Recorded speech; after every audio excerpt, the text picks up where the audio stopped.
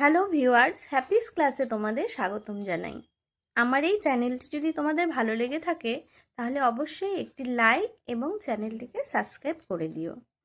আগের দিন আমরা পড়েছিলাম ছেলেবেলার দিনগুলি গল্পটি, লিখেছেন পূর্ণলতা চক্রবর্তী। আজ আমরা সেই গল্পের প্রশ্নের উত্তরগুলি জানব। দেখো, একের দাগে রয়েছে পূর্ণলতা চক্রবর্তী কয়েকজন ভাই বোনের নাম লেখো। পূর্ণলতা চক্রবর্তীর কয়েকজন ভাই বোনের নাম হলো সুকুমার রায়, সুবিনয় রায় চৌধুরী, সুখলতা রাও। দুইয়ের দাগে রয়েছে তার লেখা দুটি বইয়ের নাম লেখো। তার লেখা দুটি বইয়ের নাম হলো ছেলেবেলার দিনগুলি ও ছোট ছোট গল্প। তিনের দাগে রয়েছে ক স্তম্ভের সঙ্গে খ স্তম্ভ মিলিয়ে লেখো। দেখো, ক স্তম্ভে রয়েছে উনুন, পট গুলটিস, সিঁড়ি, ঘুঁটে, লেখাপড়া। আর খয়ের দিকে রয়েছে বাড়ি, গোবর, বই, আগুন ও খেলা। এবার দেখো, আমরা মিলিয়ে লিখি এগুলোকে।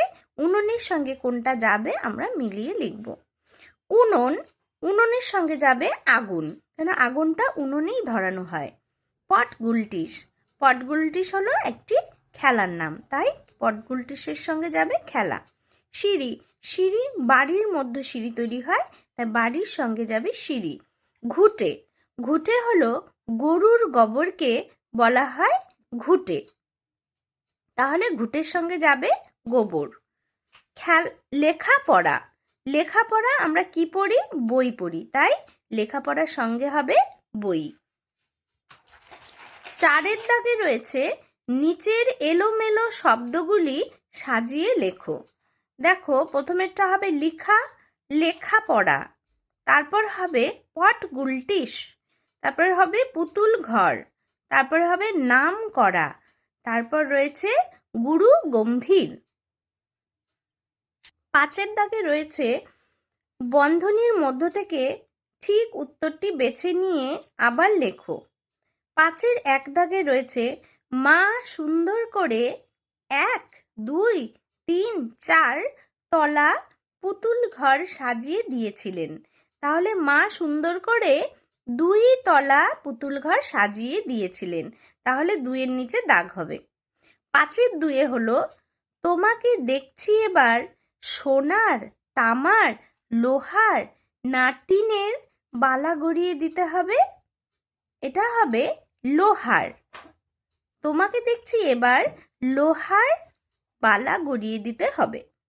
5-এর 3 দাগে রয়েছে হাত কড়ি পড়ায় চোর, উকিল, শিক্ষক, পুলিশ। কে পড়ায় তাহলে হাত কড়ি? পুলিশ। 5-এর 4 দাগ হ জ ব র ল হলো একটি খেলনা, ট্রেন, গাছ নাকি বই? হজবরল হলো একটি বই। 5-এর 5 দাগে রয়েছে যোধপুরে, বিজাপুরে, ভাগলপুরে, মধুপুরে সেই রেলগাড়ির কবিতা লিখেছিলেন। তাহলে কোন পুরে হবে এটা বলো তো? মধুপুরে সেই রেলগাড়ির কবিতা লিখেছিলেন।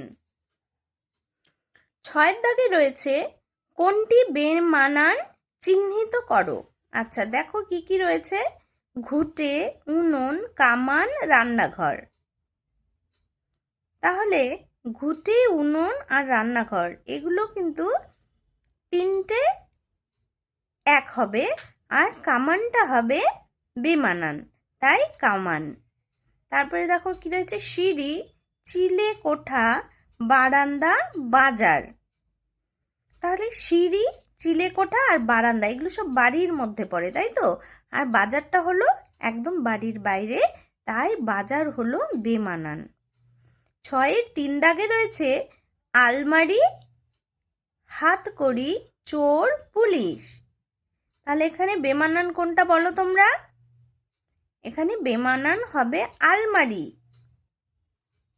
6-এর 4 দাগে রয়েছে জ্যাঠা, দাদা, বাবা, কাকা। তাহলে এখানে বেমানান কে রয়েছে? দাদা, কেননা বাবা, কাকা আর জ্যাঠা ওনারা হলো 3 ভাই, আর দাদা কি তাদের ভাই হলো? হলো না, তাহলে এখানে বেমানান হলো দাদা। দেখো, সাতের দাগে রয়েছে ঘটনাক্রম অনুযায়ী সাজাও। হ্যাঁ, তো 7-এর 1-এ রয়েছে খাওয়া সেরে এসে দেখি পুতুল ঘরে সে এক অগ্নিকাণ্ড। 2 নম্বরে রয়েছে দেখতে দেখতে ছাদটা কাদার ঘুঁটেতে ভর্তি হয়ে গেল, মনের দুঃখে খাতাটা ছিঁড়েই ফেললাম। 4-এর দাগে রয়েছে আর একটা মজার খেলা ছিল কবিতায় গল্প বলা। 7-এর 5 দাগে রয়েছে অল্পের জন্য পুতুলগুলি বেঁচে গেল। হ্যাঁ, তো বলছে ঘটনাক্রম অনুযায়ী সাজাও, মানে গল্পে যে কথাটা বা যে লাইনটা প্রথমে রয়েছে সেই অনুযায়ী তোমরা কিন্তু সাজাবে। তাহলে দেখো, 7-এর 2টাকে তোমরা 1 নাম্বার দেবে, এই 1 নাম্বারকে 2 দেবে। তারপরে এই 7-এর 5 দাগে অল্পের জন্য পুতুলগুলি বেঁচে গেল, এটা হলো 3 নাম্বার লাইন। 4-এ রয়েছে আরেকটা মজার খেলা ছিল কবিতায় গল্প বলা, এটা 4 নাম্বার দেবে। এবং মনের দুঃখে খাতাটা ছিঁড়েই ফেললাম, এটা কিন্তু 5 নাম্বার দেবে। 8-এর দাগে রয়েছে দেখো শব্দ ঝুড়ি থেকে ঠিক শব্দটি বেছে নিয়ে শূন্যস্থান পূরণ করো। জ্যাঠা মশাইকেও বাড়ির ছেলেরা ভীষণ ড্যাশ করত। শব্দ ঝুড়ি থেকে আমরা কি নিব? ভয় করত। 8-এর 2 দাগে রয়েছে হঠাৎ ড্যাশ করে কি একটা তার পায়ের কাছে এসে পড়ল। কি করে? হঠাৎ ঠ্যাপ করে। 8-এর 3 দাগে রয়েছে একদা বাঘের গলায় ফুটেছিল ড্যাশ। কি ফুটেছিল? অস্থি। ড্যাশ মানে ওস্তাদ, এক্সপার্ট। কি মানে? চঞ্চু। চঞ্চু মানে ওস্তাদ, এক্সপার্ট। আচ্ছা, 8-এর 5 দাগে রয়েছে শেখ দেয় তেল মাখে লাগায় ড্যাশ। লাগায় কি? হরিদ্রা।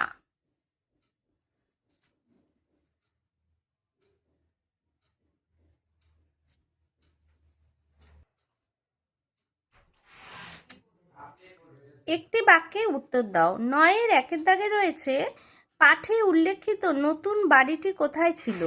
পাঠে উল্লেখিত নতুন বাড়িটি লেখিকার জ্যাঠামশাই ও পিসিমার বাড়ির কাছে ছিল। 9-এর 2 দাগে রয়েছে সেই নতুন বাড়িটি কিসের অভাব ছিল না? লেখিকার নতুন বাড়িটিতে খেলার সাথীর অভাব ছিল না। 9-এর 3 দাগে রয়েছে লেখিকা ও তার সঙ্গীরা কোথা থেকে গঙ্গা মাটি জোগাড় করেছিলেন? লেখিকা ও তার সঙ্গীরা ছাদের এক কোণে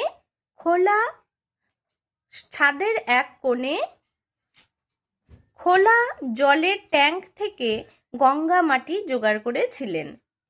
গঙ্গা মাটি দিয়ে কি শুরু হলো? গঙ্গা মাটি দিয়ে গোলাগুলি বানিয়ে পট গুলটিশ ওয়ার নামে এক ভীষণ যুদ্ধ খেলা শুরু হলো। 9-এর 5 দাগে রয়েছে রান্নাঘরে উনুনের মধ্যে কি গুজে রাখা হতো? পট গুলটিশ ওয়ার খেলার জন্য গঙ্গা মাটি দিয়ে বানানো নরম গুলিগুলো পুড়িয়ে লাল রং করে রান্নাঘরে উনুনের মধ্যে গুজে রাখা হতো। লেখিকার জ্যাঠামশাইয়ের গলার আওয়াজ কেমন ছিল? লেখিকার জ্যাঠামশাইয়ের গলার আওয়াজ ছিল গম্ভীর। লেখিকার জ্যাঠামশাই সম্পর্কে কি শোনা যেত? লেখিকার জ্যাঠামশাই সম্পর্কে শোনা যেত যে তিনি নাকি মস্ত বড় খেলোয়াড়, গায়ে খুব জোর, আর তার নাকি ভীষণ রাগ। এই কথাগুলোই কিন্তু লেখিকার জ্যাঠামশাই সম্পর্কে শোনা যেত। দেখো, 9-এর 8 দাগে রয়েছে বাড়ির চাকর সিঁড়ির আলোটা উস্কিয়ে দেওয়ার পর কি দেখা গিয়েছিল? বাড়ির চাকর সিঁড়ির আলোটা উস্কিয়ে দেওয়ার পর দেখা গিয়েছিল জ্যাঠামশাইয়ের পায়ের কাছে এক তাল থলথলে কালো মতন জিনিস পড়ে রয়েছে। ছোটদের পুতুলের বিয়েতে কেমন খাওয়া দাওয়া হতো? ছোটদের পুতুলের বিয়েতে ছোট ছোট পাতায় করে ছোট ছোট লুচি মিষ্টি এই সবই খাওয়া দাওয়া হতো। 9-এর 10 দাগে রয়েছে দোতলা পুতুল ঘরকে সুন্দর করে সাজিয়ে দিয়েছিলেন। লেখিকার মা সুন্দর করে দোতলার পুতুল ঘরগুলি সাজিয়ে দিয়েছিলেন। 9-এর 11 দাগে রয়েছে কোন খেলার সময় লেখিকা ও তার ভাই বোনদের মন হালকা খুশিতে ভরে উঠত? রাগ বানানো খেলার সময় লেখিকা ও তার ভাই বোনদের মন হালকা খুশিতে ভরে উঠত। 9-এর 12 দাগে কি রয়েছে? কিভাবে লেখিকার বালা ভেঙে গিয়েছিল? দেখো উত্তরে দিয়েছে চোর পুলিশ খেলার সময় লেখিকার দাদা লেখিকার হাতের একটা বালার মুখ ফাঁক করে তার মধ্যে অন্য বালাটি গলিয়ে হাত কড়ি বানিয়ে লেখিকাকে ধরে নিয়ে যান।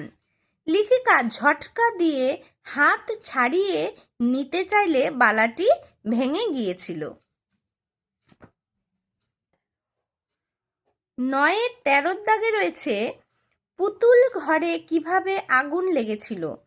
পুতুলের বিয়েতে সারি সারি ছোট রঙিন মোমবাতি জেলে পুতুল ঘর সাজিয়ে দিয়ে লেখিকারা সবাই নিচে চলে আসেন খেতে। ওই মোমবাতির আগুন থেকেই পুতুল ঘরে আগুন লেগে গিয়েছিল। 9-এর 14 দাগে রয়েছে সুন্দর কাকা লেখিকার দাদার পিঠে চাপড়ে কি বলেছিলেন? সুন্দর কাকা লেখিকার দাদার পিঠ চাপড়ে বলেছিলেন চঞ্চু মানে ওস্তাদ, এক্সপার্ট। 9-এর 15 দাগে রয়েছে লেখিকার দাদার প্রথম কবিতার নাম কি? লেখিকার দাদার লেখা প্রথম কবিতার নাম ছিল নদী।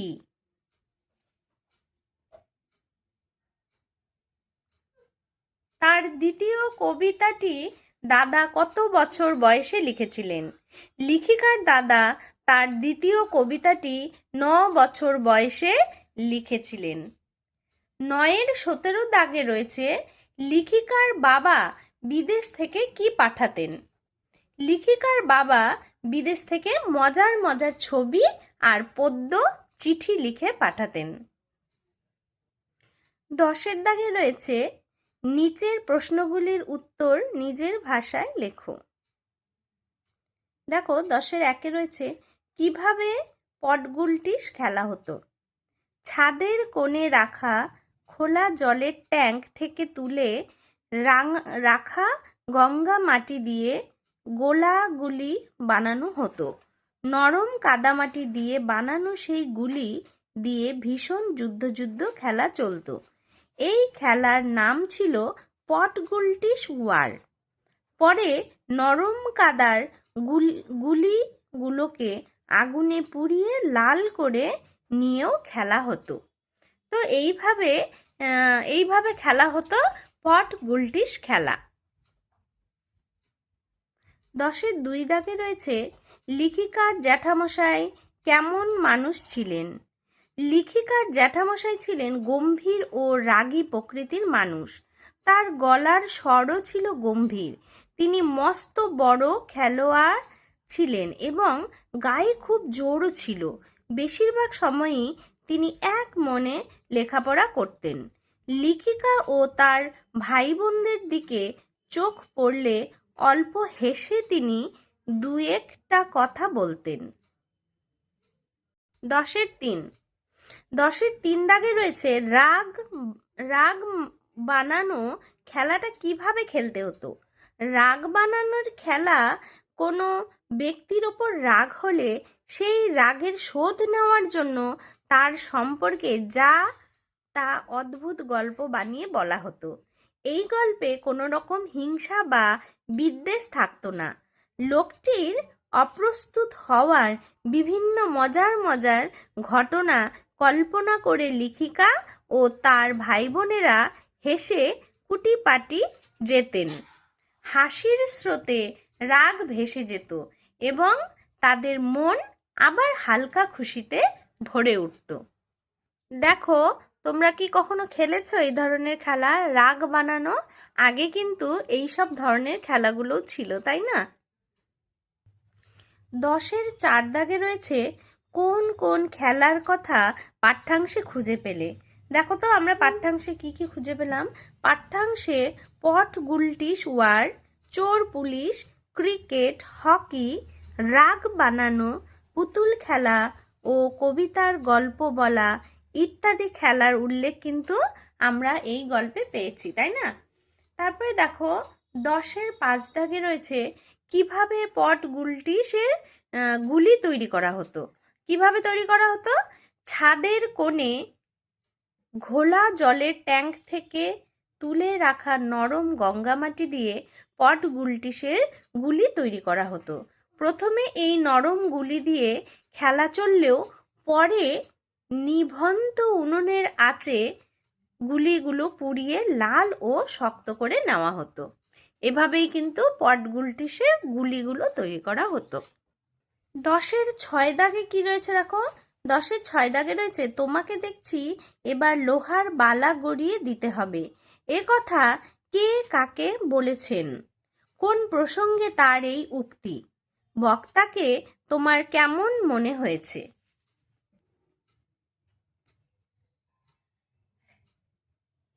তাহলে দেখো, এ কথা কে কাকে বলেছেন? এই ছেলেবেলার দিনগুলি গল্পে লেখিকা পূর্ণলতা চক্রবর্তী এ কথা বলেছেন। কোন প্রসঙ্গে তার এই উক্তি? চোর পুলিশের খেলার সময় লেখিকার দাদা পুলিশ হয়ে লেখিকার হাতের বালা হাতকড়ি বানিয়ে তাকে ধরে নিয়ে যান।